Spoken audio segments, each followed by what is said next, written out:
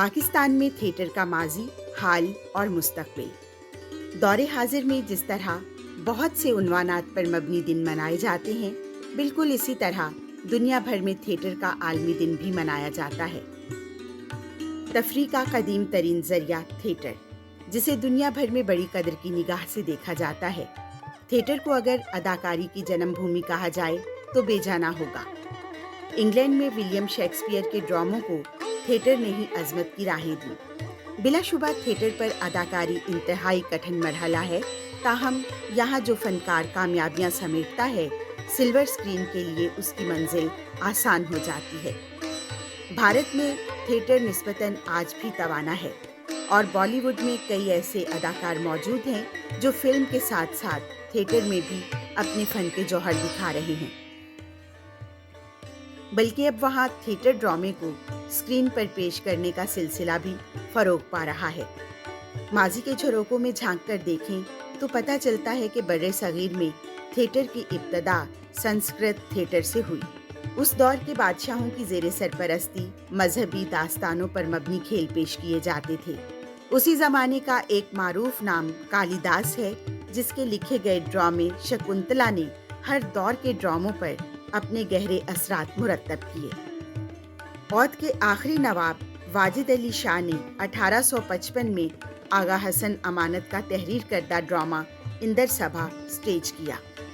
आगा हशर काश्मीरी उसी दौर का एक मशहूर व मारूफ नाम है, जिन्हें उर्दू जुबान का शेक्सपियर भी कहा जाता है।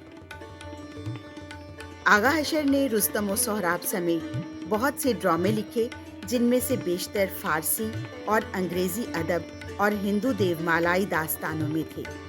1932 में इम्तियाज़ अली ताज का तहरीर करदा ड्रामा अनारकली उर्दू ड्रामे की तारीख का संगे मिल साबित हुआ और थिएटर को एक नई जिद्दत मिल गई। थिएटर की दुनिया का बहुत सुनहरा दौर 20वीं सदी का वस्त था, जब इम्तियाज़ अली ताज, कृष्ण चंद्र, सादत हसन मंटो, रफ़ी पीर और अपिंदर नाथ अश्क के ड्रामे पेश किए जाने लगे। क़याम पाकिस्तान के कुछ अरसे बाद तक तारीख की सबसे बड़ी हिजरत, सिखों के मुजालिम और महाजरीन के मसाइल के मौजू पर ड्रामे पेश किए जाते रहे। इस ज़िम्न में मंटो के तहरीर करदा और उनसे माखूज़ ड्रामे स्टेज किए जाते थे। उस ज़माने में ख्वाजा मोइनुद्दीन ने लाल किले से लालू खेत तक, तालीम बालगा और मिर्ज़ा गालिब बंदर रोड पर जैसे लाजवाल ड्रामे स्टेज के लिए तहरीर किए। तक़सीम हिंद के बाद बाएं बाजू की तहरीक ने 1960 के नज़रियात को जन्म दिया, जिसके नतीजे में एक मुतहर्रिक तुलबा तहरीक ने अयूब हुकूमत का खात्मा किया। आने वाले बरसों में पाकिस्तान दो लख्त होने के सानहे से गुजरा। फिर जमहूरियत का ज़माना आया, जिसमें जुल्फ़िकार अली भुट्टो ने अवामुल नास को एक नए पाकिस्तान का तसव्वुर दिया। थिएटर का ये ज़माना ड्राइंग रूम कल्चर का हिस्सा न था, ना ही पारसी थिएटर की बाक़ियात। ये अवामी कल्चर था। सियासी हालात ने थिएटर, फ़नून और मौसीकी में अवामी तहरीक को जन्म दिया। इस अरसे में Pakistan national council of art और अकेडमी ऑफ लेटर्स जैसे सकाफती और अदबी इदारे कायम किए गए। अलहमरा आर्ट्स काउंसिल को नई इमारत दी गई। थिएटर में गैर मुल्की अदब से ड्रामे माखूज किए गए। स्टूडेंट थिएटर को फ़रोग मिला। इसी ज़माने में सरमद सहबाई और नजम हुसैन सैयद ने हम असर थिएटर की बुनियाद रखी। पाकिस्तान के थिएटर पर पहली बार ओरिजिनल ड्रामे और हालात से मुताबिकत रखने वाले खेल पेश किए गए। दुनिया भर में थिएटर के करोड़ों दिलदादा मौजूद हैं और कई ममालिक में सरकारी तौर पर थिएटर के फ़रोग के लिए काम किया जाता है। मगर जब बात की जाए पाकिस्तान की, तो यहाँ सूरत हाल मुख्तलिफ है। हालांकि इस शोबे ने माजी में टीवी और फिल्म इंडस्ट्री को बहुत से नामवर फनकार, कहानी नवीस और हिदायतकार दिए हैं।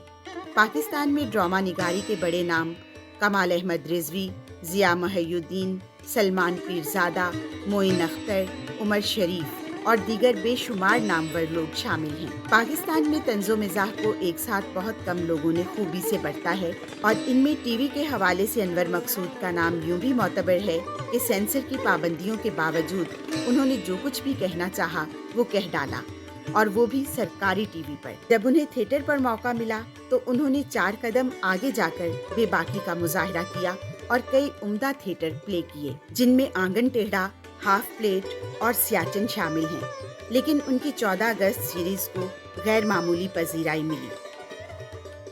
ثقافتی اور تھیٹر کی سرگرمیوں کو جنرل ضیاء الحق کے مارشل لائی دور نے سب سے زیادہ نقصان پہنچایا۔ گھٹن اور جبر کے اس دور میں اسٹوڈنٹ تھیٹر پر پابندیاں عائد کر دی گئیں، مگر 1980 کی ہی دہائی میں کراچی میں دستک اور تحریک نسواں نے فوجی آمریت کے خلاف ڈرامے پیش کیے۔ چونکہ کوئی باضابطہ فورم موجود نہ تھا، اس لیے 1980 کی تمام تھیٹر سرگرمیاں انفرادی کمٹمنٹ پر منحصر تھیں۔ کمرشل تھیٹر سے اختلاف رکھنے والے دوسرے تھیٹر فنکاروں نے 1980 کی دہائی میں ایک متوازی راستہ اختیار کیا۔ انہوں نے گھروں اور سڑکوں پر تھیٹر ڈرامے سٹیج کرنے شروع کیے اور ان کے ذریعے سیاسی، تھیٹریکل انتظامیہ اور آمریت کو نشانہ بنایا۔ اداکارہ اور ہدایت کارہ مدیحہ گوہر کا لاہور میں اجو کا تھیٹر ایک نمایاں گروپ تھا، جس نے اپنا پہلا کھیل جلوس 1984 میں ایک گھر کے لان میں سٹیج کیا۔ انہی کے ڈرامے انی مائدہ سفنا یعنی اندھی بڑھیا کا خواب نے پاکستان کے ہر شہر میں کامیابی کے جھنڈے گاڑے اور اس کے بعد سرحد پار اور دیگر ممالک میں مقبولیت کے ریکارڈ قائم کیے۔ 80 ہی کی دہائی میں دوسرے تھیٹر لوک رہس نے پنجابی زبان کا احیاء کیا۔ اس نے پنجابی لوک روایات سے متاثر کھیل اسٹریٹ تھیٹر کی صورت میں پیش کرنے شروع کیے۔ پاکستان کے تھیٹر گروپس میں ایک بڑا نام رفیع پیر تھیٹر کا بھی ہے، جس کی بنیاد 1974 میں سلمان پیرزادہ اور ان کے دیگر بھائیوں نے رکھی۔ اس گروپ نے ہم عصر حالات کے مطابق اوریجنل ڈرامے تخلیق کرنے کی کوشش کی اور پاکستان میں پتلی تماشا بھی متعارف کروایا۔ یہاں یہ بات قابل ذکر ہے کہ رفیع پیر برصغیر میں جدید اردو پنجابی ڈرامہ کے بانیوں میں سے ایک ہیں۔